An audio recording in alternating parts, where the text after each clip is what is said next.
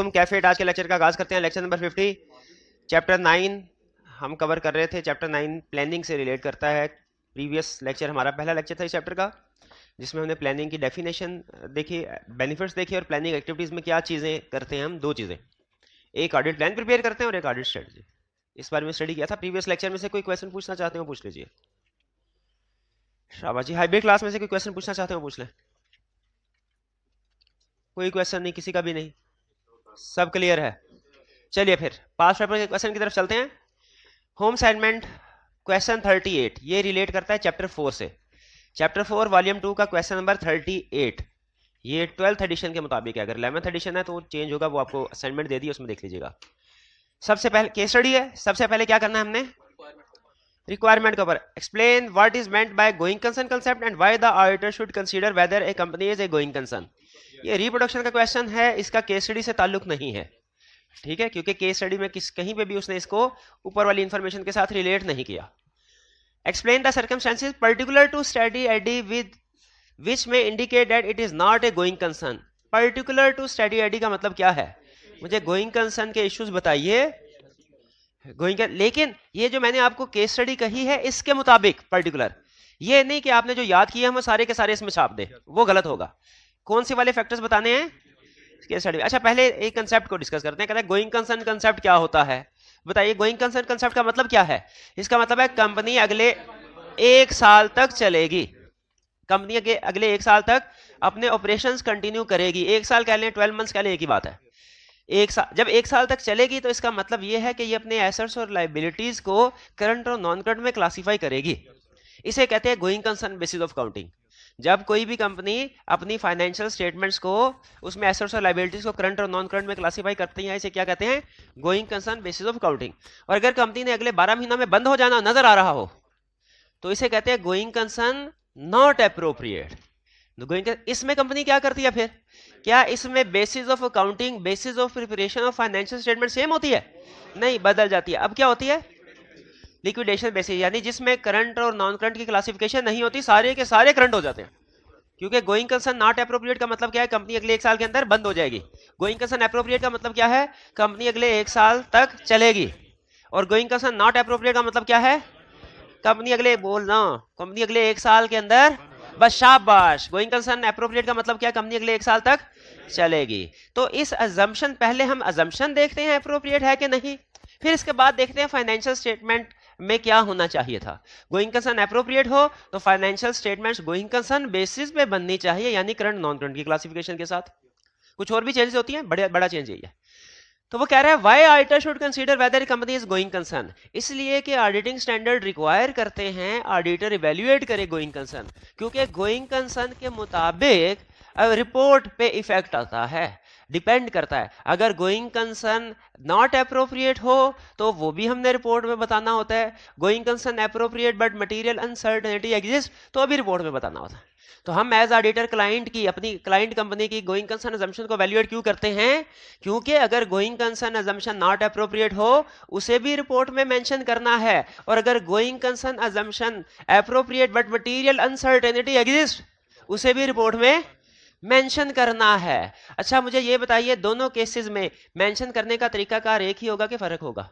फर्क होगा, शाबाश, फर्क होगा। गोइंग का मटेरियल अनसर्टेनिटी के केस में हम material uncertainty related to going concern का पैरा ऐड करते हैं, और नॉट एप्रोप्रिएट के केस में एमसीस ऑफ मेट, अगर सही रिकॉर्ड हो ये तो पता चल गया आपको। एज ऑडिटर हम गोइंग कंसर्न को क्यों वैल्यूएट करते हैं, क्योंकि रिपोर्ट पे इसका इफेक्ट आता है। कब इफेक्ट आता है, जब नॉट एप्रोप्रिएट हो या मटेरियल अनसर्टेनिटी एग्जिस्ट करती है। अच्छा आप कह रहे हैं आपने सर्कमस्टेंसेस ढूंढनी है, और अगेन उस तरह जिस तरह हमने कोड ऑफ एथिक्स में मैंने आपको बताया था कि थ्रेट्स आइडेंटिफाई कर लिया आपने, लेकिन फिर एक्सप्लेन भी करना ना इस सिचुएशन में थ्रेट अराइज क्यों होते हैं। एक होता है आइडेंटिफिकेशन, एक होता है एक्सप्लेनेशन, हमें दोनों में ग्रिप होनी चाहिए ना। तो आपने फैक्टर्स को आइडेंटिफाई भी करना है और फिर एक्सप्लेन भी करना है कि ये क्यों गोइंग कंसर्न पे प्रॉब्लम क्रिएट कर रहा है। करिए the planning the external audit of study ID limited whose principal activity is the provision of road haulage services you have been provided with the following information in respect of the year ended 31st May 2007। कोई factor जो going concern की problem को indicate कर रहा है, कोई factor नहीं, पक्का कोई फैक्टर नहीं, ये तो इंट्रोडक्टरी इन्फॉर्मेशन है। The company made a loss for the year to 31 May 2007. This is mainly due to loss of a major customer to a competitor and exceptional costs incurred in relocating to new premises. In previous year, the company has been profitable but has recently experienced reduced margin due to high cost of fuel. इसमें company के कौन से हालात का, financial का जिक्र कर रहा है, ऑपरेशन का जिक्र कर रहा है, लीगल का, किसका, फाइनेंशियल का। तो हमारा फैक्टर क्या होगा, loss during the year, major loss during the year. ठीक है, इसको एक्सप्लेन करते हुए हम इन सारे फैक्टर्स को लिखेंगे कि एक्सप्लेन भी करना है ना, कि company has suffered loss, has lost major customer, is cost have increased, और अहम चीज कि new competitors have entered into the market. ठीक है, मेजर या existing competitor, company has lost is share to existing competitors. ठीक है, ये हमारे फैक्ट, इस वजह से क्या एक्सपेक्टेड क्या है कि कंपनी लॉस में है, फ्यूचर में भी लॉस बेयर करेगी और ultimately may not be going concern. Clear हो गया, एक हो गया हमने फैक्टर्स को आइडेंटिफाई किया और फिर उसको एक्सप्लेन किया। अच्छा, ये हालांकि एक फैक्टर नहीं है, देखा जाए ना तो इसमें कई फैक्टर्स हैं, जैसे लॉस भी एक फैक्टर है, कंपेटिटर एक अलग फैक्टर है, फिर इसके बाद इंक्रीज इन कॉस्ट ये एक अलग फैक्टर है, मेजर कस्टमर अलग फैक्टर। लेकिन चूंकि इंटर रिलेटेड हैं, आप इनको इकट्ठा हेडिंग दे के भी एक्सप्लेन कर सकते हैं। आपके सोल्यूशन में इन सब का जिक्र होना चाहिए, और अगर चाहें तो अलग-अलग भी कर सकते हैं। वो डिपेंड करता है एग्जाम में बैठ के आपकी जजमेंट पे कि मार्क्स कितने हैं, कितने मुझे फैक्टर्स आइडेंटिफाई करना है। ये पहले हो गया हुआ क्वेश्चन। चलिए, इसका मतलब ये हो गया हुआ डिस्कस। चलें, कोई नहीं, रिवीजन हो जाएगी इसी बहाने, अगर डिस्कस हो भी गया कोई प्रॉब्लम नहीं। कितने स्टूडेंट्स का ख्याल डिस्कस हो चुका है? पिछले सेशन में हुआ था। ठीक नहीं, ठीक है, कोई नो प्रॉब्लम।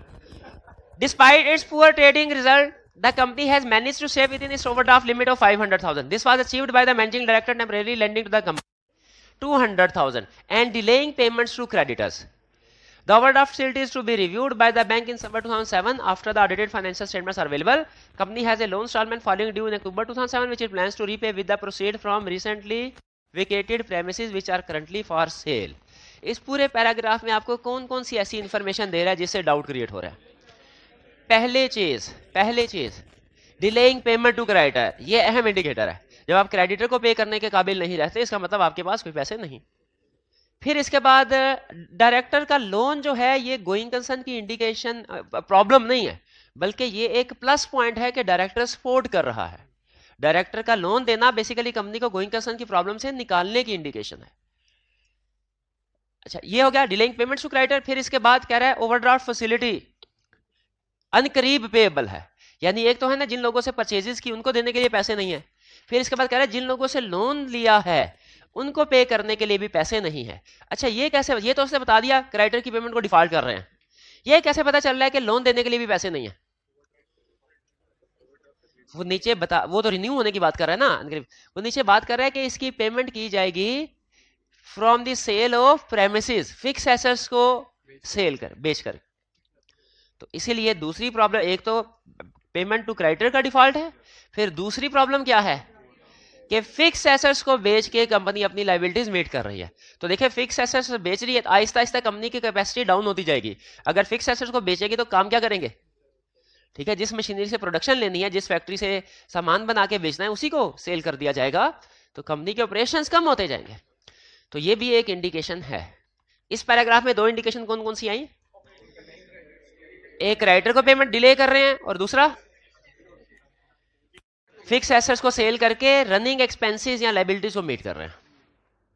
और इसमें हमारी क्या थे? Main major loss. इसमें दो तीन और भी फैक्टर्स थे, लॉस ऑफ कस्टमर भी और इंक्रीज इन कंपटीशन भी। चलिए next, the company has fallen behind with its payment to tax authority. ये भी एक और इंडिकेशन आ गई, टैक्स अथॉरिटी को पेमेंट भी टाइम पे नहीं की जा रही। But directors have successfully negotiated scheme for settling the arrears over a period of 4 months.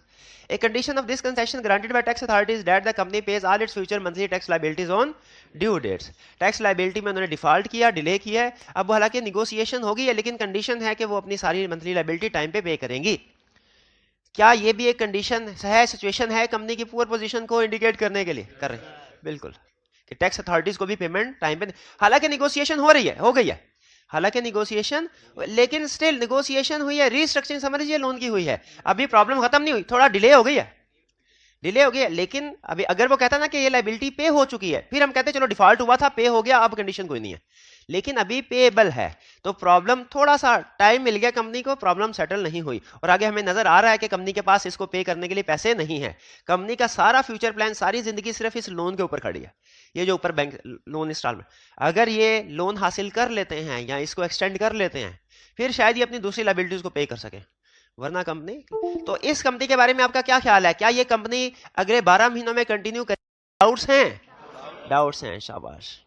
इसके एग्जामिनर कमेंट्स में उसने एक अहम प्रॉब्लम की तरफ इशारा किया है कि जिन बच्चों का कंसेप्ट स्ट्रांग होता है ना, जो बच्चे लेक्चर को सुनते हैं और समझ लेते हैं लेकिन रिटन असाइनमेंट नहीं करते, उसने उनकी तरफ इशारा किया है। उन्होंने कहा ऐसे स्टूडेंट्स हेडिंग्स को आइडेंटिफाई कर लिया उन्होंने, फैक्टर्स को सही आइडेंटिफाई, एक्सप्लेन नहीं कर पाए। एक्सप्लेन क्यों नहीं कर पाए? क्योंकि रिटन असाइनमेंट नहीं की हुई थी, इसीलिए रिटन असाइनमेंट आपने करनी है जरूर। क्लियर जी? इस क्वेश्चन में कोई ऐसी चीज हो जो डिस्कस करना चाहते हो कर लीजिए। कुछ डिस्कस नहीं करना, सब ठीक है? जी जी पूछिए, क्या क्वेश्चन है मेरे भाई? जी जी उसने कहा है डिस्पाइट इट्स पुअर ट्रेडिंग, कह रहा है ऊपर जो पुअर ट्रेडिंग रिजल्ट है ना, यानी हमारी कॉस्ट बढ़ रही है, सेल कस्टमर जा रहे हैं, सेल कम हो रही है, इस पुअर रिजल्ट के बावजूद company has manage to stay within overdraft limit. का मतलब है कंपनी ने बैंक से जो ओवरड्राफ्ट की लिमिट ली थी ना, उसके अंदर अंदर ही है, अभी उसको एक्सीड नहीं किया, यानी लोन की लिमिट के अंदर अंदर ही काम कर रहे हैं, लोन की लिमिट को एक्सीड नहीं किया अभी, ये मतलब है इसका। वो हमें थोड़ा सा हमारी तवज्जो हटाना चाह रहा है कि जैसे सब चीजें ठीक है, ठीक है, लेकिन अगर विद इन क्रेडिट लिमिट भी है, स्टिल अगर आप डिफॉल्ट कर रहे हैं, वो गोइंग कंसर्न पे डाउट क्रिएट करता है। जी अच्छा, एक रिक्वायरमेंट में कुछ बाज़-औक़ात आईएसए के नंबर यूज कर देते हैं, जैसे आईएसए 200, आईएसए 700, क्या इनको याद करना लाजमी है? नहीं, लाजमी नहीं है, ठीक है, लाजमी नहीं है, लेकिन बेसिक आइडिया, आपको रफ सा आइडिया हो जाए तो अच्छा है कि हमारा ये वाला चैप्टर जो है वो किस स्टैंडर्ड से रिलेट करता है। हमने शायद किताब के स्टार्ट में कहीं ये लिखा हुआ है, लिखा किस जगह पे लिखा? हाँ जी, अगर आप ये कंटेंट देखें ना, हाँ जी, कंटेंट में चैप्टर टाइटल, तो उसमें ये लिखा हुआ है आज तक आईकैप ने कभी यूज नहीं किया, रिक्वायरमेंट में यूज नहीं किया, लेकिन आपकी जनरल, ये छोटी सी चीज है आईएसए, अगर आप इसको याद कर लेते हैं तो आपका सीफैब के साथ लिंकिंग करना आपके लिए बहुत ही आसान हो जाएगा, क्योंकि जब सीफैब लेवल पे आप जाएंगे ना तो आप स्टैंडर्ड्स पढ़ते हैं, फिर चैप्टर नहीं पढ़ते, वहां पे हर चीज स्टैंडर्ड। तो अगर अभी याद कर लेंगे ना कि अच्छा ये वाला टॉपिक इस स्टैंडर्ड में है, तो उधर जाके जैसे ही स्टैंडर्ड आएगा आपको पता चल जाएगा ये कंसेप्ट तो हमने पढ़ा था इस चैप्टर में। तो अगर आप ये थोड़ी सी मेहनत करके ये याद कर सकते हो कि इस चैप्टर से रिलेटेड स्टैंडर्ड कौन सा है, कौन सा एक या बाजू का 2 स्टैंडर्ड भी होते हैं एक टॉपिक से रिलेटेड, तो आपके लिए फ्यूचर स्टडीज में आसानी हो जाएगी। आईकैप ने आज तक नहीं पूछा किसी भी क्वेश्चन में, और एक्सपेक्टेड भी नहीं है कि पूछेगा, या कभी कभार अगर कभी पूछ भी ले, जहां तक मेरी अंडरस्टैंडिंग है, तो आप उसको इग्नोर भी कर दें तो क्वेश्चन की बाकी की इंफॉर्मेशन से आपको अंदाजा हो जाएगा कि किस टॉपिक का क्वेश्चन है। और कोई क्वेश्चन? जी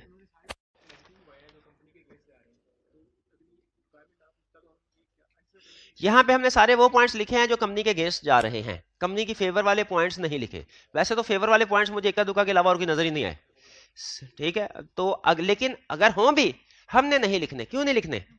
क्योंकि रिक्वायरमेंट में उसने कहा है विच में indicate that it is not a going concern, हमने वही पॉइंट बताने हैं जो कि गोइंग कंसर्न नहीं है। वो पॉजिटिव पॉइंट कभी नहीं पूछता, पॉजिटिव पॉइंट के कंपनी इज गोइंग कंसर्न के मुझे फैक्टर बताओ, कभी नहीं पूछेगा। वो हमेशा कौन से पूछेगा? प्रॉब्लम। और एग्जाम में आपको पता है वो प्रॉब्लमेटिक सिचुएशन ही पूछता है एग्जामिनर, ठीक है। चैप्टर 4 में भी ऑडिट रिपोर्ट की केस स्टडी में भी प्रॉब्लमेटिक सिचुएशन ही थी, चैप्टर 6 में भी 7 में भी केस स्टडी बनती ही प्रॉब्लमेटिक। जब सारा कुछ ठीक चल रहा हो तो केस स्टडी की क्या जरूरत है, ठीक है जी। जी जी ब्रेकअप बेसिस क्या होती है? जब कंपनी नॉन गोइंग कंसर्न हो, यानी गोइंग कंसर्न नॉट अप्रोप्रिएट हो, तो फाइनेंशियल स्टेटमेंट्स में सारे एसेट्स और लायबिलिटीज करंट क्लासिफाई किए जाते हैं। इसे ब्रेकअप वैल्यू बेसिस कहते हैं, या इसे लिक्विडेशन बेसिस कहते हैं, या इसे नॉन गोइंग कंसर्न बेसिस है, ठीक है मेरे भाई? नहीं अभी ठीक नहीं है, इसको लिखें, इसको लिखें वरना फिर भूल जाएंगे कि जब गोइंग कंसर्न नॉट अप्रोप्रिएट लिखा हुआ है, वॉल्यूम 2 में लिखा, कोई बात नहीं, इधर वॉल्यूम 1 के सफे भी लिख लेंगे, बाकी भी लिख देंगे, आप अलहदा पूछेंगे जब फिर लिखेंगे, लिखवाया हुआ था, चले कोई ना। कह रहा है next question, directors of Denzil limited are preparing financial statement for the year ended 31 May 2001 and have approached the auditor for advice because they are unsure whether the company can be considered a going concern. वो कह रहे हैं हम confirm नहीं है कि company going concern है कि नहीं, हमें एडवाइस दीजिए. कह रहा है describe the effect on financial statements if the company is considered a going concern although there are significant doubts about this. तो क्या इफेक्ट होगा? Material uncertainty related to going concern का पैराग्राफ आ जाएगा. शाबाश. इफेक्ट ऑन फाइनेंशियल स्टेटमेंट पूछा है, effect on audit report नहीं पूछा. फाइनेंशियल स्टेटमेंट्स को अंडरलाइन करें. हमने फाइनेंशियल स्टेटमेंट पे इम्पैक्ट बताना है. तो क्या, हाँ, जिन फैक्टर्स की वजह से डाउट क्रिएट हो रहे हैं उन फैक्टर्स को डिस्क्लोज किया जाएगा. फाइनेंशियल स्टेटमेंट डिस्क्लोजर आएगा, ये इफेक्ट. और उस डिस्क्लोजर में इनको एक्सप्लेन किया जाएगा, डिस्क्राइब किया जाएगा, एडिक्वेटली डिस्क्राइब किया जाएगा इन फैक्टर्स को. क्लियर जी? दूसरा पॉइंट कह रहा है is not considered a going concern. और जब ये गोइंग कंसर्न नहीं हो तो फाइनेंशियल स्टेटमेंट किस बेसिस पे बनाएंगे? जब not considered a going concern तो फिर financial statement going concern basis पे बनाएंगे. अच्छा, लिक्विडेशन बेसिस पे. हाँ, नॉन गोइंग कंसर्न. हाँ, लिक्विडेशन बेसिस का दूसरा नाम क्या है? ब्रेकअप वैल्यू पे. इसमें क्या होता है? पहला, क्लासिफिकेशन चेंज होती है एसेट्स लायबिलिटीज की. क्लासिफिकेशन चेंज होने से क्या मुराद है?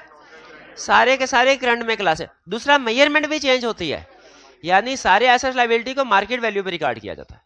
और बाज़ औक़ात कुछ एडिशनल लायबिलिटी राइज हो जाती हैं. जैसे आपने फौरी तौर पे अगर एम्प्लॉयज को जॉब से, कंपनी बंद हो जाएगी ना, तो जब एम्प्लॉयज को जॉब से निकालेंगे उनको कुछ रिडंडेंसी प्रोविजन रिकॉर्ड करनी पड़ेगी, एक्स्ट्रा पेमेंट करनी है एम्प्लॉयज को. ये इफेक्ट होगा, ये वाला question. Clear? Second part, is not considered a going concern. Conceptual question था ये भी. ये जी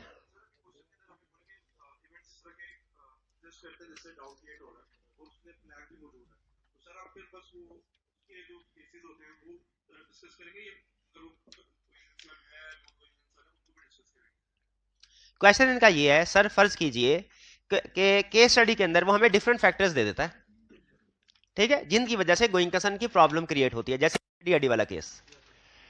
इसमें और फिर इसके साथ एडिशनल वो कोई प्लान भी दे देता है कि हमारा ये प्लान है कि हम इसको ओवरकम कर लेंगे. फॉर एग्जांपल हम एडिशनल लोन ले लेंगे, फर्दर शेयर कैपिटल इशू कर देंगे, डायरेक्टर्स या होल्डिंग कंपनी से लोन मिल जाएगा हमें, वगैरह वगैरह.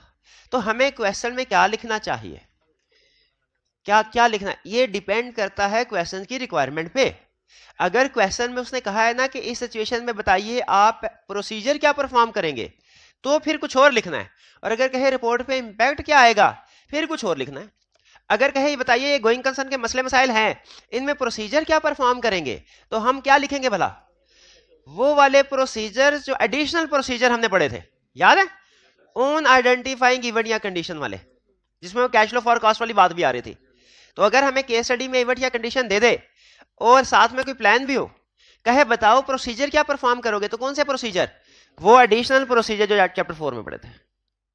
और अगर कहे इंपैक्ट ऑन रिपोर्ट क्या होगा, तो क्या हमें इंपैक्ट ऑन रिपोर्ट में सिर्फ एक सिचुएशन बतानी चाहिए, गोइंग कंसर्न अनसर्टेनिटी वाली, या ऑल पॉसिबिलिटीज को कवर करना है? ऑल पॉसिबिलिटीज को कवर करना है.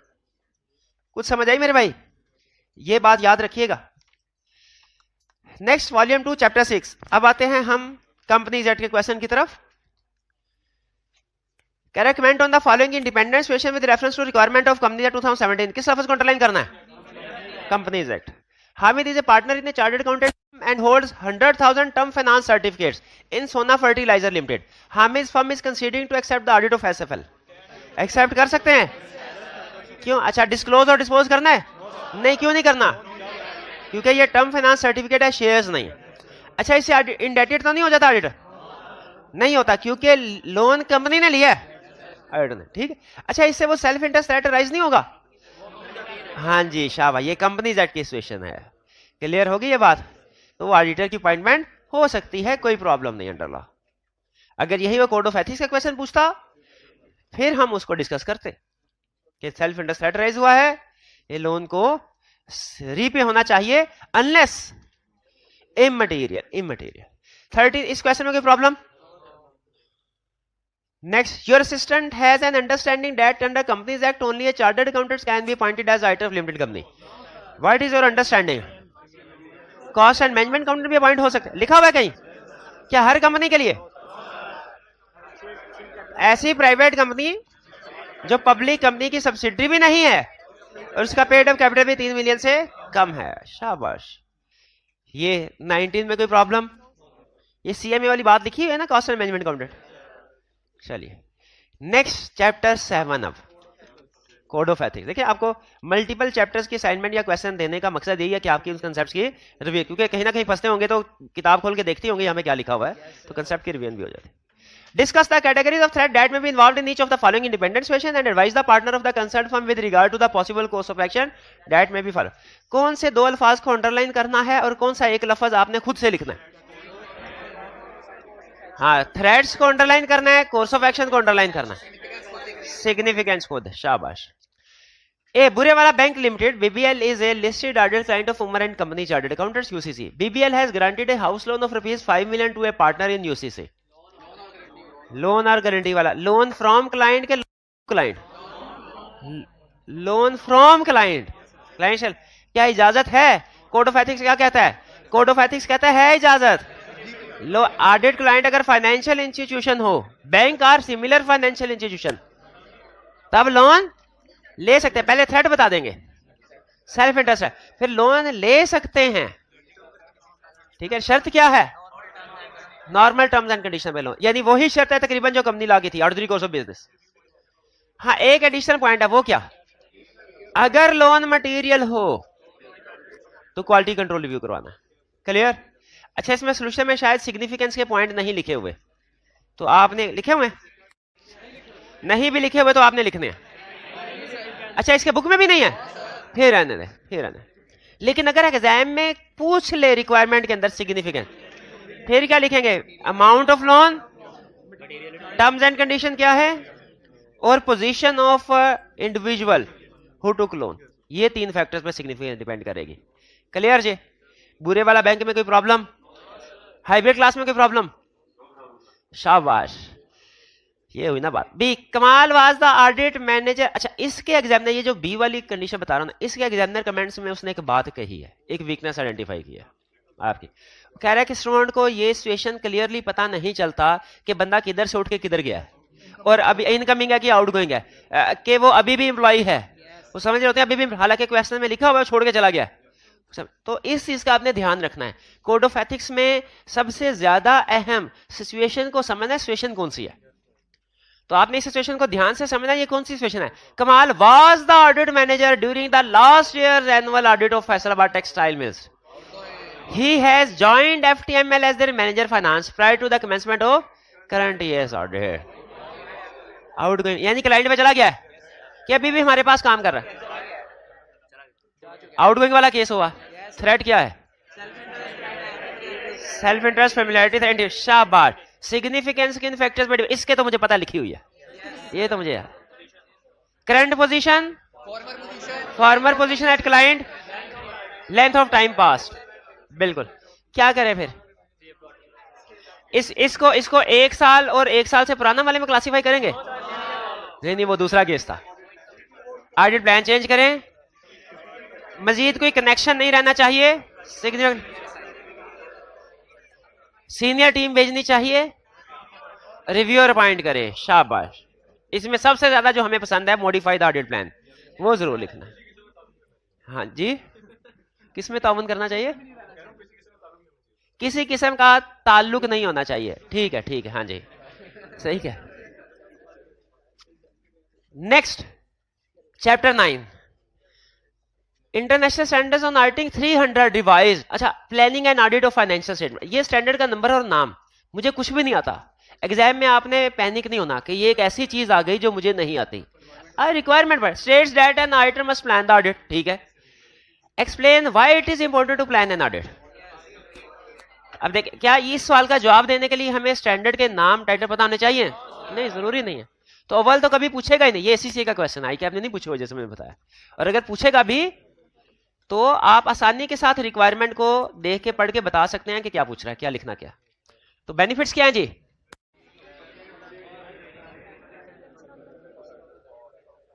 एफिशिएंसी ऑडिट कंप्लीट होता है, पोटेंशियल प्रॉब्लम्स अर्ली आइडेंटिफाई हो जाती हैं। करेक्ट। चलिए रिप्रोडक्शन का क्वेश्चन था, ये हो गई हमारी क्वेश्चन की डिस्कशन। अब चलते हैं हम अपने कंसेप्ट की तरफ। अच्छा, जब हम ये कहते हैं कि सिग्निफिकेंट कनेक्शन नहीं होना चाहिए, इससे मुराद क्या होती है? कि एक तो फाइनेंशियल कोई कनेक्शन नहीं होना चाहिए, यानी कोई अगर लेना देना है तो वो रीपे कर दे, सेटल कर दे, और दूसरा अब कंपनी के मामलात में उसे कोई मशावरत नहीं करनी, कोई मशवरा नहीं लेना, क्योंकि अब अगर कोई मशवरा देगा तो वो इंडिपेंडेंट होकर नहीं देगा। तो सिग्निफिकेंट कनेक्शन से मुराद भाई ने ठीक कहा, हर तरह का ताल्लुक, चाहे वो फाइनेंशियल हो चाहे वो मैनेजेरियल हो। अगर हाँ, अगर कंपनी के मामला में आ रहा है बिल्कुल, तो वो हो बिल्कुल, उसमें फिर हमारा थ्रेट ज्यादा हो जाएगा। वो तो ऐसे हो जाएगा, एक्चुअली नहीं, लेकिन ऐसे हो जाएगा जैसे वो साइमल्टेनियसली दोनों जगह पे काम कर रहा हो। एक्चुअली होगा नहीं, ये बिल्कुल ऐसी है जैसे फीस लंबे अरसे तक ओवरड्यू हो जाए। एक्चुअली लोन बनती नहीं है, लेकिन हम उसका इफेक्ट ऐसे लेते हैं जैसे कि लोन हो। चलिए, प्रैक्टिस क्वेश्चन की डिस्कशन हो गई। आज हम स्टडी करेंगे प्लानिंग एक्टिविटी में जो दो डॉक्यूमेंट्स हम प्रिपेयर करते हैं उनको डिटेल में डिस्कस करेंगे। वो दो डॉक्यूमेंट्स कौन सी हैं? ऑडिट स्ट्रेटजी और ऑडिट प्लान। ऑडिट स्ट्रेटजी क्या है? ऑडिट, अच्छा, प्रीवियस डिस्कशन से आपको इतना अंदाजा तो हो गया होगा कि ऑडिट स्ट्रेटजी ब्रॉड लेवल की डॉक्यूमेंट है। इसमें चीजें कम, तादाद कम है, यानी सिर्फ एक सफा होता है पूरी एंगेजमेंट का, लेकिन इसमें जो डिसीजंस होते हैं वो मेजर डिसीजंस होते हैं, कॉम्प्रिहेंसिव, जर्नल, जो पूरी ऑडिट एंगेजमेंट को इफेक्ट कर रहे होते हैं। और ऑडिट प्लान ये ऑडिट स्ट्रेटजी के बाद बनाया जाता है, ऑडिट स्ट्रेटजी से ज्यादा डिटेल्ड होता है, लेकिन ये स्पेसिफिक एरिया से रिलेट कर रहा होता है। इसमें लिखा होता है कि किसी भी स्पेसिफिक एरिया के ऑडिट प्रोसीजर कौन कौन से होंगे, nature, timing and extent of audit procedures to be performed. अच्छा, अब हम ऑडिट प्लान और ऑडिट स्ट्रेटजी में से पहले ऑडिट स्ट्रेटजी को डिस्कस करेंगे। ठीक, ऑडिट स्ट्रेटजी के कल आपको 3 अल्फाज बताए थे ऑडिट स्ट्रेटजी के, वो क्या थे? Scope, timing and direction. ये जो पहला हम पढ़ने जा रहे हैं ये समझ लीजिए स्कोप से रिलेट करता है, सेकंड हेडिंग टाइमिंग से, और थर्ड हेडिंग डायरेक्शन से। कुछ और भी मैटर्स स्ट्रेटजी में लिखे जाते हैं, लेकिन मेजर ये चीजें। स्कोप से क्या? अच्छा, पहले स्कोप का मतलब समझ लीजिए। स्कोप ऑफ ऑडिट का मतलब है क्या चीज वेरीफाई करनी है और किन प्रोसीजर से वेरीफाई करनी है। स्कोप ऑफ ऑडिट का मतलब क्या है? क्या वेरीफाई करना है, कैसे वेरीफाई करना है। ठीक है, ये चीजें शामिल होती हैं। जैसे क्या वेरीफाई करना है, कैसे वेरीफाई करना है, ये डिपेंड करता है इंडस्ट्री पे। इंडस्ट्री कौन सी है? बैंकिंग इंडस्ट्री है तो हमारे स्कोप में कुछ और चीजें शामिल होंगी। इंश्योरेंस कंपनी है, स्कोप में कुछ और चीजें शामिल होंगी। यानी इंश्योरेंस कंपनी, आपको पता है फाइनेंशियल स्टेटमेंट तो हर केस में वेरीफाई करनी ही करनी है। Some time depending on sector कुछ मजीद चीजें भी वेरीफाई करनी होती। जैसे इंश्योरेंस कंपनी में एक सेगमेंट रिपोर्टिंग का स्टैंडर्ड आ जाता है। स्टैट्यूटरी ऑडिट हो तो फाइनेंशियल स्टेटमेंट्स के अलावा 4 एडिशनल मैटर्स हमने वो भी रिपोर्ट में कवर करने होते हैं। तो characteristics of engagement that determine it's scope का मतलब है कि एंगेजमेंट में किन चीजों का हमने ध्यान रखना है। अपनी ऑडिट एंगेजमेंट जो हम परफॉर्म करने जा रहे हैं, इसके अहम फीचर, स्पेशल कैरेक्टरिस्टिक्स क्या हैं जो हमारे स्कोप को इफेक्ट करेंगी। वो है इंडस्ट्री देखें, एप्लीकेबल फाइनेंशियल रिपोर्टिंग फ्रेमवर्क देखें, जिनसे आपको पता चलेगा हमारा स्कोप ऑफ ऑडिट क्या है, क्या प्रोसीजर परफॉर्म करना है। ठीक है, वेरीफाई किन चीजों को करना है। एक्सपेक्टेड कवरेज, क्या हमारा क्लाइंट बैंकिंग सेक्टर का है? अगर बैंकिंग सेक्टर में है तो हमारे फ्रेमवर्क में हमने कंपनीज एक्ट, IFRS के साथ साथ बैंकिंग कंपनीज ऑर्डिनेंस 1962 की रिक्वायरमेंट्स को भी कंप्लाई करना। पाकिस्तान में आपको पता है जो सोल प्रोवाइडरशिप और पार्टनरशिप होता है ना, वो तो IAS 1 के मुताबिक फाइनेंशियल स्टेटमेंट्स प्रिपेयर करते हैं। IAS 1 देता है ना format income statement balance sheet का। कंपनी हो ना अगर कंपनी, उसका फ्रेमवर्क IAS 1 नहीं है, उसकी फाइनेंशियल स्टेटमेंट्स बनती हैं 4th and 5th schedule of companies act के मुताबिक। बाकी के अकाउंटिंग स्टैंडर्ड अप्लाई होते हैं, लेकिन फाइनेंशियल स्टेटमेंट प्रिपेयर करने के लिए तो ये आपकी इंडस्ट्री और बताएगी एप्लीकेबल फाइनेंशियल रिपोर्टिंग फ्रेमवर्क क्या है, आपके स्कोप में क्या चीज शामिल है। लेकिन अगर बैंक हो तो फिर कंपनीज एक्ट भी अप्लाई होता है और साथ साथ बैंकिंग कंपनीज ऑर्डिनेंस 1962 भी, क्योंकि बैंक्स अपनी फाइनेंशियल स्टेटमेंट कंपनीज एक्ट के 4th 5th शेड्यूल के मुताबिक नहीं बनाते, वो बैंकिंग कंपनीज ऑर्डिनेंस ने उनको स्पेसिफिकली बताया फॉर्मेट क्या होगा। तो characteristics of engagement that determine scope का मतलब क्या है? हमारी एंगेजमेंट के क्या फीचर्स हैं जिनको सामने रख के हमने डिसाइड करना है स्कोप क्या होगा। वो फीचर्स बताते हैं स्कोप क्या होगा।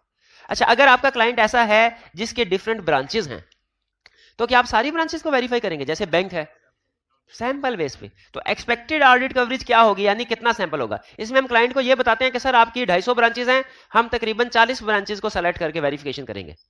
लेकिन वो 40 ब्रांचेस कौन सी होंगी ये नहीं क्लाइंट को बताना, सिर्फ एक्सपेक्टेड ऑडिट कवरेज। और वो भी उन्हें क्या देंगे, सर जी अगर हमें मसले मसाइल नजर आए ना तो ये एक्सटेंट बाद में बढ़ भी सकती है, ये एक्सपेक्टेड है। Next, specialised knowledge. आपने डिसाइड करना है स्टार्ट में ही कि एंगेजमेंट किस नोयत की है, क्या इस एंगेजमेंट को परफॉर्म करने के लिए स्पेशलाइज्ड नॉलेज की जरूरत पड़ेगी? जैसे फर्ज कीजिए अगर हम कोई कंप्यूटर मैन्युफैक्चर का ऑडिट करते हैं, किसी कंपनी का ऑडिट करते हैं जो बच्चों के लिए गेम्स बनाती हैं, वीडियो गेम्स वगैरह, तो उस सिचुएशन में हमें स्पेशलाइज्ड इन्वेंट्री होती है, उसको वेरीफाई करने के लिए स्पेशलाइज्ड नॉलेज चाहिए होता है। वो याद है आपको एक केस स्टडी हमने की थी एक्सेप्टेंस स्टेज पे, जिसमें वो एक हाईटेक क्लाइंट था वॉल्ट डिज्नी की तरह, उन्होंने कहा जी हम स्पेशलाइज मूवीज बनाते हैं, हम स्पेशलाइज्ड इक्विपमेंट है फिल्म। तो हमें ऐसे ऑडिट के लिए जो कि नॉर्मल रिटेलिंग या मैन्युफैक्चरिंग से हटके स्पेशलाइज्ड नॉलेज की जरूरत होती है, ठीक है, हो सकता है एक्सपर्ट हायर करना पड़े, शाबाश। तो ये हमें स्टार्ट में ही डिसाइड कर लेना चाहिए, प्लानिंग स्टेज पे देख लेना चाहिए ना, कि जब आगे बढ़ेंगे उस एरिया की बारी आएगी फिर एक्सपर्ट के बारे में सोचना चाहिए। प्लान स्टार्ट में ही सोच लें, प्लानिंग स्टेज पे, ताकि एक्सपर्ट को भी पता हो, हमें भी पता हो कि ऑडिट रिपोर्ट कब देनी है, उससे पहले एक्सपर्ट को कहें रिपोर्ट आपकी तरफ से आ जानी चाहिए। एक्सपर्ट की तरफ से रिपोर्ट आएगी तो फिर ही एविडेंस पूरा होगा। इंटरनल ऑडिट, अगर इंटरनल ऑडिट डिपार्टमेंट है, क्या उसके वर्क को हम यूज कर सकते हैं? जैसे एक्सपर्ट के वर्क को यूज कर सकते हैं, इंटरनल ऑडिटर के वर्क को भी यूज कर सकते हैं, ठीक है। तो क्लाइंट स्टार्ट में ही डिसाइड कर लेना चाहिए क्या हमें इंटरनल ऑडिटर के वर्क को यूज करना है। अगर यूज करना है तो क्लाइंट से उसकी परमिशन ले ली जाए। नेक्स्ट, क्या इस एंगेजमेंट में इसकी नोयत ऐसी है कि इसमें आईटी स्किल्स जरूरी हो? हमारी कुछ कंपनीज ऐसी हैं, कुछ क्लाइंट ऐसे होते हैं जिनमें आईटी स्किल्स की जरूरत नहीं होती, कुछ में आईटी स्किल्स की जरूरत होती है, ठीक है। जैसे बैंकिंग सेक्टर में प्रोबेबली सबसे ज्यादा आईटी स्किल्स की जरूरत होती है, आपको साथ में कोई आईटी एक्सपर्ट लेके जाना पड़ेगा या इंश्योर करना पड़ेगा खुद आईटी के एक्सपर्ट हो, क्योंकि अब आपके जो प्रोसीजर्स होंगे ना, आपने जो टेक्निक इस्तेमाल करनी है वो नॉर्मल ऑडिट प्रोसीजर तो इस्तेमाल करने ही करने हैं, एक और टेक्निक भी इस्तेमाल करनी है, वो क्या है? Computer assisted audit techniques. हमने अभी तक 7 प्रोसीजर पढ़े हुए हैं ना, ये समझ लीजिए हमारा 8वां प्रोसीजर है, हालांकि 8वां प्रोसीजर है नहीं, लेकिन ये क्या है, क्या कंप्यूटर असिस्टेड ऑडिट टेक्निक्स का मतलब क्या है? अगर क्लाइंट आईटी सिस्टम को यूज कर रहा है अपने ऑपरेशंस में, तो हमने अपने ऑडिट प्रोसीजर में भी आईटी सिस्टम को यूज करना है। इसे क्या कहते हैं? Cats, CAAT cats. ये बेसिकली इन्हीं 7 प्रोसीजर जो हमने पढ़े हैं, इनका कंप्यूटर वर्ल्ड में इस्तेमाल कैसे होगा, वो कहलाता है cats, computer assisted audit techniques. तो हमें स्टार्ट में पता चल जाना चाहिए ना क्लाइंट आईटी सिस्टम यूज कर रहा है कि नहीं कर रहा, ताकि हमें जो नेसेसरी उसकी अंडरस्टैंडिंग हो जरूर। अच्छा बताइए, जैसे एक कॉलेज है वो फिजिकल एजुकेशन भी प्रोवाइड कर रहा है, ऑनलाइन एजुकेशन भी प्रोवाइड कर रहा है, क्या इसकी ऑडिट में ऑडिटर को आईटी स्किल्स होना जरूरी है? हाँ बिल्कुल जरूरी है, क्योंकि फिजिकल स्टूडेंट्स का रेवेन्यू सही रिकॉर्ड हो गया कि नहीं वो ट्रेडिशनल वे में चेक कर लेगा, आगे फिजिकली चेक करेगा, लिस्ट होगी वो लिस्ट से देख लेगा, क्लास में देखा स्ट्रेंथ कितनी है, तकरीबन उतने हैं, ठीक हो गया। लेकिन ऑनलाइन स्टूडेंट्स को तो वेरीफाई नहीं कर सकता, पूरे पाकिस्तान में कौन किस जगह बैठा है, उसके लिए तो देखना पड़ेगा कि जो ऑनलाइन सिस्टम है LMS है, इसमें किस तरीके से रिकॉर्डिंग होती है जी, सब्जेक्ट वाइज रिकॉर्डिंग होती है, सब्जेक्ट के अंदर कितने पार्टिसिपेंट्स होते हैं, उन पार्टिसिपेंट्स का रोल क्या होता है, कोई टीचर होते हैं, कोई टीचर असिस्टेंट होते हैं, कोई एडमिन के लोग होते हैं, ठीक है, और बाकी के स्टूडेंट्स होते हैं। अब स्टूडेंट्स की तादाद उन्हें सिस्टम से पता चलेगी, अब सिस्टम में किस तरीके से स्टूडेंट को ऐड करते हैं, ये सारी अंडरस्टैंडिंग होना, वरना वो सही ऑडिट नहीं कर सकेगा, वरना मैनेजमेंट के लिए फाइनेंशियल स्टेटमेंट्स को ओवरस्टेट करना आसान हो जाएगा। इसीलिए वो ये बता रहा है कि हमने पहले से प्लानिंग स्टेज पे डिसाइड कर लेना है कि हमारी एंगेजमेंट के फीचर्स क्या हैं, क्या खसूसियात हैं। इन खसूसियात को सामने रखते हुए, फीचर्स को हम देखते हैं हमारा स्कोप क्या होगा, हमें क्या क्या काम करना पड़ेगा। अब हमारे अगर क्लाइंट आईटी सिस्टम यूज कर रहा है तो हमारे स्कोप में आईटी स्किल्स भी शामिल हो गई, हमें आईटी टीम में भी आईटी स्किल्स होनी चाहिए और आईटी स्किल्स के साथ रिसोर्सेज भी होने चाहिए ताकि क्लाइंट के आईटी सिस्टम को ऑडिट कर सकें। फिर client personnel and data availability, ये ICAP ने रफ्सा, ये स्टैंडर्ड का पॉइंट नहीं, ICAP ने लेवल से दिया हुआ है, ये इंश्योर किया जाएगा कि क्लाइंट का पर्सोनल अवेलेबल हो और हमें वो डाटा भी टाइमली प्रोवाइड करता रहे। इसका ताल्लुक ऑडिट से तो है लेकिन स्कोप से क्लियरली नहीं है, लेकिन बहरहाल तो ये main concept, theme of the concept समझ आ गया आपको कि आपने कैरेक्टरिस्टिक्स ऑडिट स्ट्रेटजी में मेन 3 चीजें हैं, स्कोप, टाइमिंग एंड डायरेक्शन। ये जो स्कोप है पहली वाली चीज, इसका मतलब क्या है, आपने कैरेक्टरिस्टिक्स ऑफ एंगेजमेंट को अंडरस्टैंड करना है कि एंगेजमेंट में क्या क्या खास चीजें हैं, क्योंकि इन कैरेक्टरिस्टिक्स से स्कोप डिटरमिन होता है कि हमने करना क्या है। तो कैरेक्टरिस्टिक्स में कौन कौन सी कैरेक्टरिस्टिक्स हैं जो हमारे स्कोप को अफेक्ट करती हैं? Applicable financial reporting framework, industry requirements, expert specialised knowledge, use of internal auditor, IT expertise, correct. Scope के बाद टाइमिंग। टाइमिंग का मतलब ये है कि आपने ऑडिट स्ट्रेटजी में ये डिसाइड करना है कि आपके ऑडिट की डेट्स क्या होंगी ऑडिट एंगेजमेंट के दौरान, कौन कौन सा इवेंट किस डेट पे किया जाएगा। जैसे सबसे अहम इसमें होता है रिपोर्ट, किस ऑडिट रिपोर्ट किस दिन क्लाइंट को प्रोवाइड की जाएगी, डेडलाइन जो एग्री की जाती है। एक्सपर्ट को अगर एंगेज किया है उससे हम किस दिन रिपोर्ट लेंगे। वक्तन फवक्तन अगर सीएफओ सीईओ से मुलाकात करनी पड़ती है, जो कि नॉर्मली करनी पड़ती है, वो पहले से डिसाइड कर लिया जाता है कि मुलाकात किस दिन होगी। जैसे 3 मीटिंग होगी सीईओ के साथ हर मंथ एंड पे।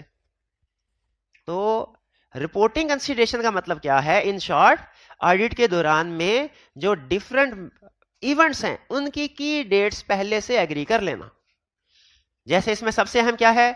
Reporting time table, audit report किस दिन देनी है क्लाइंट को, वो डेट यहां पे होगी और ये आपको पता है पूरे ऑडिट को अफेक्ट करेगी, हर एरिया को। Meeting with 2 charged governance and management, कितनी मीटिंग होगी, कब कब होगी, पहले से एग्री करते हैं। Discussion with management regarding type or timing of report and other communication, अगर ये तो पहले से डिसाइड कर लिया कि इस दिन मीटिंग होगी। इसके अलावा रूटीन नेचर के मैटर जो मैनेजमेंट के साथ कम्युनिकेट करने होते हैं वो कैसे डिस्कस करेंगे, तरीकाकार क्या होगा, वर्बल करेंगे, रिटन फॉर्म में करेंगे, ठीक है। अगर कोई डेफिशिएंसी इंटरनल कंट्रोल, इसकी एग्जांपल है नॉर्मली डेफिशिएंसी इंटरनल कंट्रोल, उसमें हम बताते हैं मैनेजमेंट को, सर ऑडिट रिपोर्ट के बाद ना हम 2 हफ्ते बाद आपके साथ एक मीटिंग करेंगे, उसमें आपको मैनेजमेंट लेटर दिया जाएगा जिसमें इंटरनल कंट्रोल वीकनेसेस होंगी।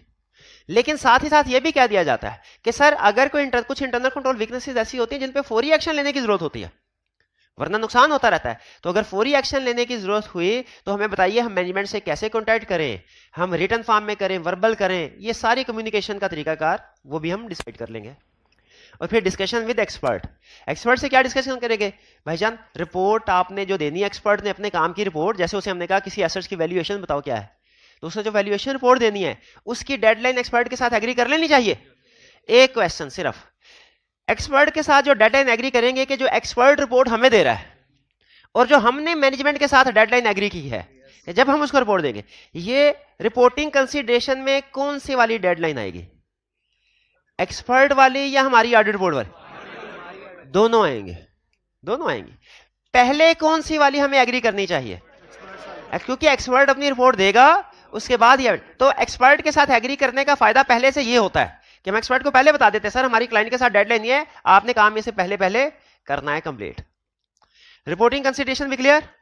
तो कैरेक्टरिस्टिक्स और एंगेजमेंट डेट डिटरमिनेट स्कोप का मेन कंसेप्ट क्या था कि हमने देखना है एंगेजमेंट के अहम फीचर्स क्या हैं, खसूसियात क्या हैं इसकी अहम, जिनकी वजह से हमारा काम असरअंदाज होगा, ठीक है, जिनकी वजह से डिपेंड करेगा कि हमने क्या काम करना है और कैसे करना है। और रिपोर्टिंग कंसीडरेशन में मेन कंसेप्ट क्या है कि हमने कि कौन से अहम इवेंट्स किस किस डेट पे होंगे, ये एग्री करना। Scope, timing. फिर है डायरेक्शन। डायरेक्शन का मतलब ये है हमारी ऑडिट एफर्ट्स किन एरियाज पे फोकस होंगी। देखिए ये एक जनरल कंसेप्ट तो हमें पहले से पता है कि हर एरिया पे हम एक जैसे प्रोसीजर परफॉर्म नहीं करते, कुछ एरियाज पे प्रोसीजर कम होते हैं, कुछ पे ज्यादा। इस सेक्शन में ऑडिट स्ट्रेटजी का ये जो तीसरा सेक्शन है ना, जिसका नाम है फैक्टर्स अफेक्टिंग डायरेक्शंस, इसमें हम ये स्टडी करते हैं कि किन एरियाज के ऊपर, किन चीजों के ऊपर हमारा फोकस ज्यादा होगा, किन किन एरियाज के ऊपर हमारा फोकस ज्यादा होगा। जैसे ऐसे एरियाज जो हाईली मटेरियल हैं, जो क्या हैं? Highly material. हाईली मटेरियल कौन से? जो मटेरियलिटी लेवल से ज्यादा हो। मटेरियलिटी लेवल होता कितना वैसे? प्रॉफिट का 5%। तो जिन एरियाज की अमाउंट ज्यादा होगी उन पे हमारी एफर्ट्स फोकस्ड होंगी, जिन एरियाज में रिस्क ज्यादा है उन पे हमारी एफर्ट्स फोकस्ड होंगी। आपको एक एग्जांपल दे सकते हैं ऐसी जिसमें रिस्क ज्यादा हो? शाबाश, प्रोविजन। किसकी provision? Provision for depreciation, provision for bad debt. शाबाश, ये लीजिए। कोई और एरिया जिसमें रिस्क ज्यादा हो? डेप्रिसिएशन। शाबाश, डेप्रिसिएशन में भी रिस्क। और इंपेयरमेंट, इंपेयरमेंट में भी रिस्क ज्यादा होता है। शाबाश। रीवैल्यूएशन में शाबाश, रिस्क ज्यादा। शाबाश। और रिलेटेड पार्टी ट्रांजैक्शन में भी रिस्क ज्यादा। शाबाश। लीज में भी रिस्क ज्यादा। शाबाश। हाइब्रिड भी चक्कर लगाऊं। और अच्छा, ये जो हो गया एग्जांपल्स, ये नहीं आपने दोबारा बताने। अब बताइए किन एरियाज में रिस्क ज्यादा होता है, कोई एग्जांपल? इंश्योरेंस रिसीवेबल में, शाबाश। और प्रोविजन फॉर लिटिगेशन में, शाबाश, रिस्क। और किस में रिस्क ज्यादा है, शाबाश? ग्रेचुटी डेफर टैक्स में रिस्क ज्यादा है, शाबाश। और किस में रिस्क ज्यादा है, शाबाश, बोलते जाएं। वारंटी में रिस्क है, शाबाश। और किस में रिस्क ज्यादा है? Contingent assets and contingent liability, दोनों में फर्क क्या है? चले कोई बात नहीं, हमें इतना तो पता ना किस में रिस्क ज्यादा है, शाबाश शाबाश, ये लीजिए। और इन्वेंट्री में कहां से रिस्क आ गया? वो तो रूटीन नेचर की आइटम है, कोई एग्जांपल बताएं। कब इन्वेंट्री में रिस्क ज्यादा होगा? स्टॉक काउंट के वक्त? नहीं नहीं, हाँ, जब कोई ऐसा इवेंट होगा जिसकी वजह से इन्वेंट्री की एनआरवी कम हो जाए, जैसे डिफेक्टिव इन्वेंट्री, इन्वेंट्री डिफेक्टिव हो गई, इन्वेंट्री वापस आ गई, सबसे बढ़िया एग्जांपल। भाई वापस आएगी ही उस वक्त जब डिफेक्टिव हो, शाबाश, ये एक्सप्लेन किया तो फिर रिस्क जस्टिफाई हुआ है, शाबाश। उधर जी, अब बताइए कौन सी एग्जांपल है जिनमें रिस्क ज्यादा होता है? इंटेंजिबल में, शाबाश, इंटेंजिबल में। और किस एग्जांपल में रिस्क ज्यादा है? ओपनिंग बैलेंसेस में रिस्क ज्यादा है, शाबाश। और किस में रिस्क? रिलेटेड पार्टी हो गया लेकिन शाबाश, फिर भी ये लीजिए। और किसमें? डेफर टैक्स, डेफर टैक्स भी हो गया लेकिन शाबाश, रिस्क राइज डेफर टैक्स में भी होता है। और किसमें रिस्क? और किसमें रिस्क? रीवैल्यूएशन में, शाबाश, रीवैल्यूएशन में भी रिस्क राइज होता है, शाबाश। और प्रोविजन फॉर वारंटी हो गया लेकिन शाबाश, इसमें भी। तो ये सारी एग्जाम जी। डिसमेंटलिंग में, डिसमेंटलिंग में कैसे रिस्क ज्यादा है? जस्टिफाई करवाएं। हाँ, फ्यूचर में कॉस्ट होती है, उसकी प्रेजेंट वैल्यू रिकॉर्ड करनी होती है। तो एक तो एस्टिमेट करना पड़ता है फ्यूचर में कितनी कॉस्ट होगी, फिर जब उसको डिस्काउंटिंग करनी पड़ती है तो डिस्काउंट रेट भी एस्टिमेट करना है, शाबाश शाबाश। ऑनेस्ट कॉन्ट्रैक्ट, ये अच्छी एग्जाम। ऑनेस्ट कॉन्ट्रैक्ट होता कौन सा है? जिस लॉस मेकिंग कॉन्ट्रैक्ट, शाबाश। तो ये सारी वो एग्जाम है जिनमें रिस्क ज्यादा है। तो ये सारी वो एग्जांपल थी। रिडंडेंसी कॉस्ट, शाबाश शाबाश। नहीं नहीं, बार बार वही ना करते थे। घर जाने का किराया तो छोड़ दे मेरे पास। बस कर। चलिए, तो ये रिस्क की एरिया। अच्छा, एक चीज ध्यान में रखिएगा, लाजमी नहीं हर ऑडिट क्लाइंट पे सारे के सारे इन एरियाज में रिस्क हो। किसी एरिया में रिस्क होगा, किसी में, जैसे अगर पिछले साल की निस्बत किसी क्लाइंट में इस साल डेटर्स ज्यादा हैं, उनमें रिस्क होगा कि डेटर्स कलेक्शन नहीं हो रही, बैड डेट का रिस्क है कि। लेकिन अगर किसी में डेटर्स तकरीबन सेम है, रिस्क नहीं। इसी तरह क्रेडिटर्स पिछले साल की निस्बत कम है तो रिस्क है कि कंप्लीटली रिकॉर्ड नहीं हुए। लेकिन जिनमें तकरीबन सेम है उनमें रिस्क नहीं है। जिनमें डिफेक्टिव इन्वेंट्री रिटर्न हुई किसी क्लाइंट में, उसमें रिस्क है कि इन्वेंट्री ऑब्सोलीट है। जिसमें रीवैल्यूएशन की गई उसमें रिस्क है कि रीवैल्यूएशन ठीक। लेकिन जिस क्लाइंट की इन्वेंट्री रिटर्न ही नहीं हुई या जिसने अपने एसेट्स को कॉस्ट पर रखा, तो उसमें रिस्क।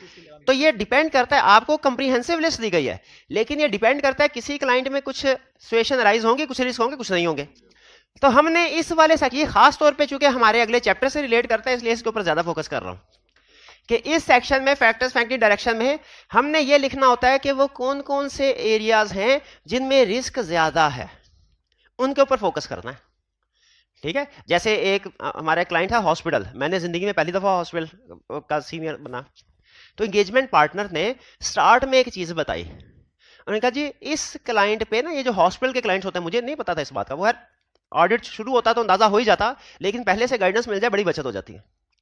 तो एंगेजमेंट पार्टनर ने कहा इस क्लाइंट में हॉस्पिटल में एक बड़ी प्रॉब्लम ये होती है कि जो मरीज एडमिट होते हैं ना, एडमिट वो बाज़ औक़ात हफ्ता 2 हफ्ते महीना एडमिट होते हैं, उनकी जो फाइल क्लोज होती है ना, वो उस वक्त होती है जब वो डिस्चार्ज होते हैं, लेकिन उनके मेडिसिन, उनके ऑपरेशन, उनकी सर्जरी चलती रहती है।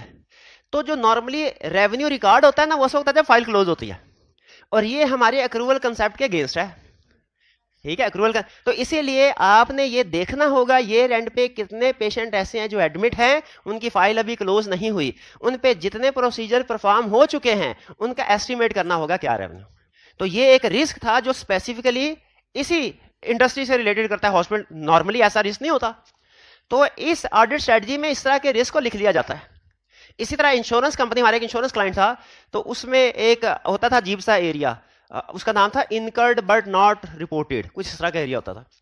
वो होता ये था कि ऐसे क्लेम जो फाइल हो गए हैं कंपनी के पास कि सर हमारी गाड़ी का एक्सीडेंट हो गया, क्लेम कीजिए, लेकिन अंडर इन्वेस्टिगेशन है, अभी फाइनल नहीं हुए, उनका क्या करना है, क्या उनकी प्रोविजन रिकॉर्ड करनी है कि डिस्क्लोजर, किसकी प्रोविजन, किसका डिस्क्लोजर और कितनी अमाउंट की प्रोविजन, ये एक बड़ा सरदर्द वाला एरिया होता था।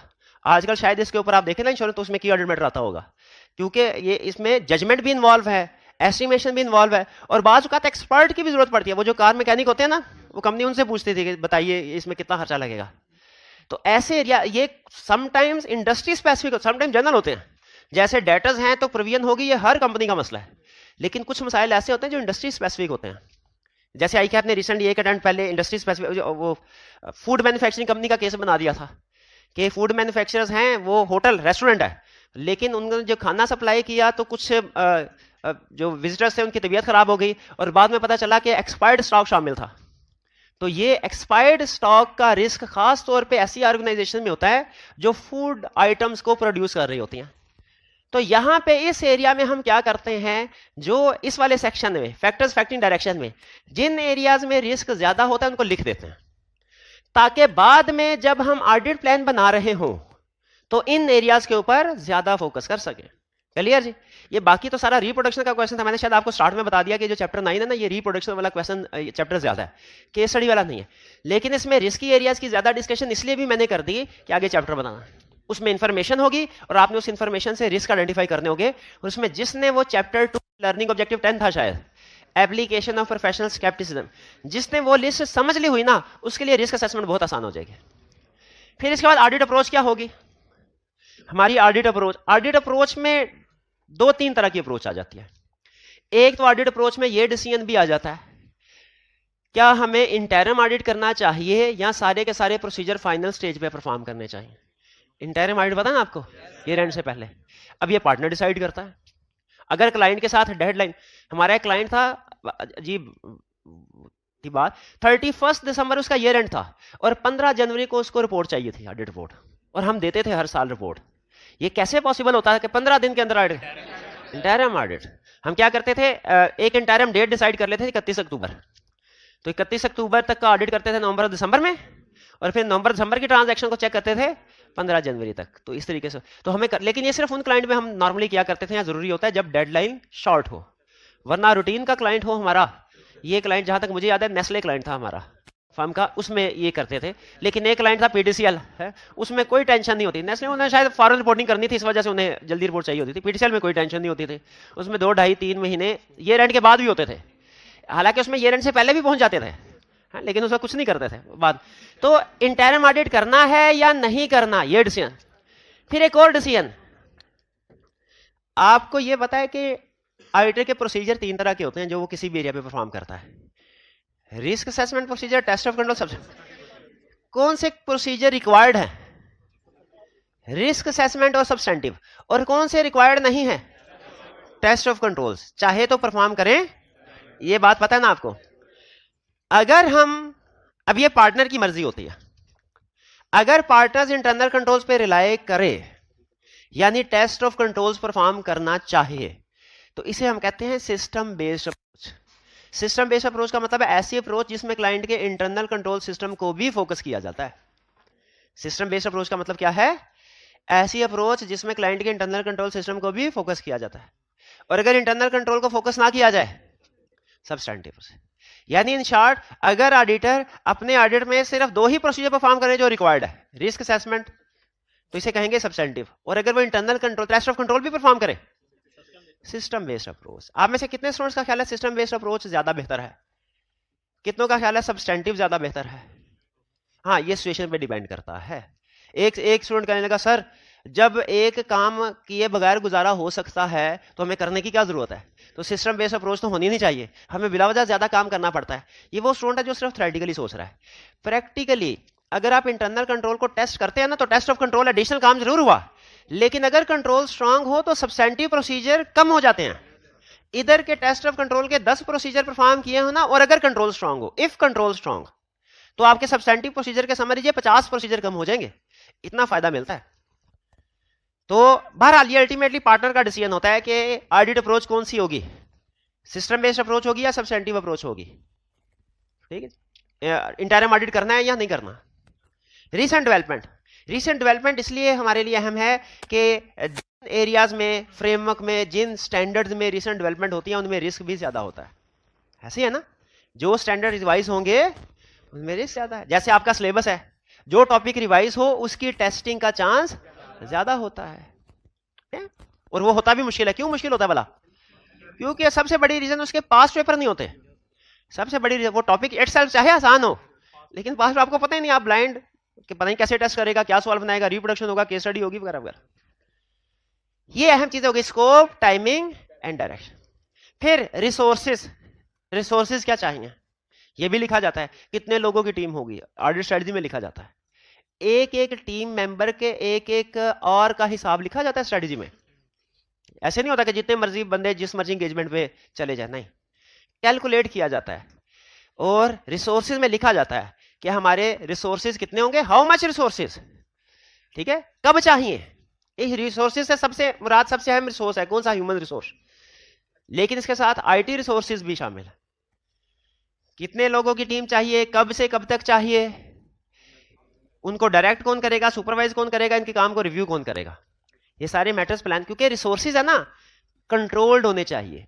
ये रिसोर्सेज को कंट्रोल करने के लिए चीजें लिखी जाती हैं, ठीक है। अनलिमिटेड रिसोर्सेज तो नहीं होने चाहिए। मैं टीए से कह दूं भाईजान क्लास ने टेस्ट दिए हैं, बताइए कितने, तो सर ये टेस्ट जो है ना चेक करने के लिए 2 लोग पूरा हफ्ता लगे ना तो फिर टेस्ट चेक होंगे। तो मुझे सिर्फ एग्री करना चाहिए, मुझे प्लान करना चाहिए। क्लास में कितने स्टूडेंट हैं भाई, अगर क्लास में फॉर एग्जांपल 150 स्टूडेंट, सारे टेस्ट नहीं ना देते, तो टेस्ट तो सिर्फ 20 आएंगे, बाकी तो टेस्ट पूरी तैयारी करके देने हैं।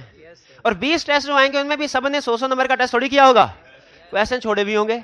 एक तो वैसे ही हमारा 1 घंटे का टेस्ट वीकली वाला 1 घंटे का होता है, तो वो 33 नंबर होंगे उसमें से। हाँ, तो उसको चेक करने के लिए कितना टाइम चाहिए, ये कैलकुलेशन की हुई है हमने एक साथ बैठ के। आधा घंटा चाहिए, इसमें नॉर्मल लॉस ऐड कर लें, आधे घंटे बाद चल 5-10 मिनट की ब्रेक, 40 मिनट, उस हिसाब से कैलकुलेट करें कितना टाइम लगेगा। फर्म में इससे ज्यादा डिटेल लेवल पे प्लानिंग होती है, ठीक है। तो ये रिसोर्सेज प्लान इस सेक्शन में। फिर result of preliminary engagement activities. Preliminary engagement activities क्या है, 1 मिनट ठहरिए। अगर इन्होंने जवाब दे दिया इंशाल्लाह कंफर्म पास, नहीं तो फिर भी इंशाल्लाह पास, चांस गोल्डन। मेरी खुसूसी भाई की खुसूसी दुआ इनके साथ होगी, आशीर्वाद। प्रिलिमिनरी एंगेजमेंट एक्टिविटीज क्या है,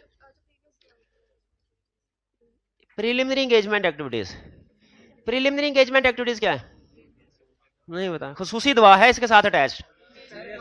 प्रिलिमिनरी एंगेजमेंट क्या पहले पढ़ा हुआ हमने? अच्छा, अल्फाज से जो मतलब निकल रहा है आप वो बता रहे हैं, कंसेप्ट नहीं बता रहे। हालांकि प्रीवियस लेक्चर में खास तौर पे आपको बताया था। हाँ जी, एक्सेप्टेंस एंड कंटिन्यूअस प्रोसीजर और प्री कंडीशन, शाबाश, ठीक है। ये देखिए प्रीलिमिनरी एंगेजमेंट एक्टिविटीज कहां लिखा हुआ है, ढूंढे जरा, लिखा कहां हुआ, ये ढूंढे। बाद में आप कहते हैं कि सर ये तो किताब में था ही नहीं कंसेप्ट। और हालांकि प्रीवियस लेक्चर में मैंने आपको खास तौर पे 4-5 टर्म्स लिखवाई थी, और मैं एक्सपेक्ट कर रहा था संडे या तो आपने दबा के उनको रगड़ा होगा, कुछ भी नहीं किया, वैसे ही उठ के आ गए। कौन कौन सी टर्म्स लिखवाई थी मिलती जुलती वाली? Pre condition, premise, acceptance, planning और प्रीलिमिनरी एंगेजमेंट एक्टिविटी भी इसमें शामिल थे। चले बहरहाल घर जाके देखिएगा, कंसेप्ट मैं बता देता हूं।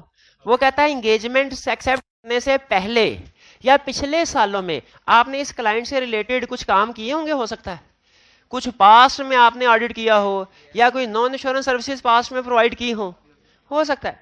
उससे अगर आपको कोई इंफॉर्मेशन मिली, उसे प्लानिंग में यूज कर सकते हैं कि नहीं। अगर क्लाइंट की टैक्स रिटर्न फाइल करते हुए आपको पता चला कि कोई इलीगल सोर्स ऑफ इनकम है, उस इंफॉर्मेशन को टैक्स रिटर्न में मिली आपको फाइल कर, उस अलहदा जॉब थी, क्या उसे ऑडिट में यूज कर सकते हैं इंटेग्रिटी को वैल्यूएट करते हुए? यस, यही वो कह रहा है कि आपने ये बाकी की इंफॉर्मेशन तो आपको इसी ऑडिट के दौरान में मिली होगी ना।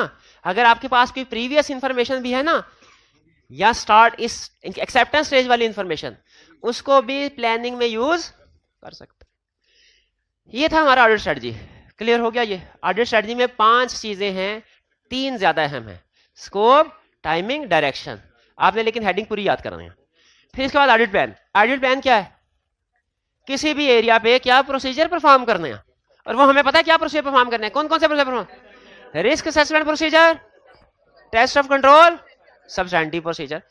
अगर आप फर्म में जाएं, एक फाइल आपके सामने आए, उसके ऊपर लिखा हो ऑडिट प्लान, उसमें आप देखें उसमें आगे पे रोल का ऑडिट प्लान नजर आए, उस पेरोल के ऑडिट प्लान में 3 हेडिंग्स होंगी, हर हेडिंग के नीचे कुछ प्रोसीजर लिखे होंगे। वो 3 हेडिंग कौन कौन सी होंगी? Risk assessment procedure, test of control, ठीक है जी। टेस्ट ऑफ कंट्रोल और सब्सटेंटिव प्रोसीजर को कंबाइंड समटाइम फर्दर प्रोसीजर भी कहा जाता है, further audit procedure. Test of control और सब्सटेंटिव प्रोसीजर का कंबाइंड नेम में क्या है? Further audit. जी, तो कुछ समझ आया आपको ऑडिट स्ट्रेटजी ऑडिट प्लान में फर्क? ऑडिट स्ट्रेटजी कौन प्रिपेयर करता है? Engagement partner, senior team member. और ऑडिट प्लान ये भी वही करता है, लेकिन ऑडिट प्लान पे प्रोसीजर कौन परफॉर्म करता है? आप लोग ट्रेनी स्टूडेंट, शाबाश, ठीक है। चलिए जी, आज का असाइनमेंट मिल गई ना आपको? आज का लेक्चर यहाँ पे खत्म करते हैं हम। अल्लाह हाफिज।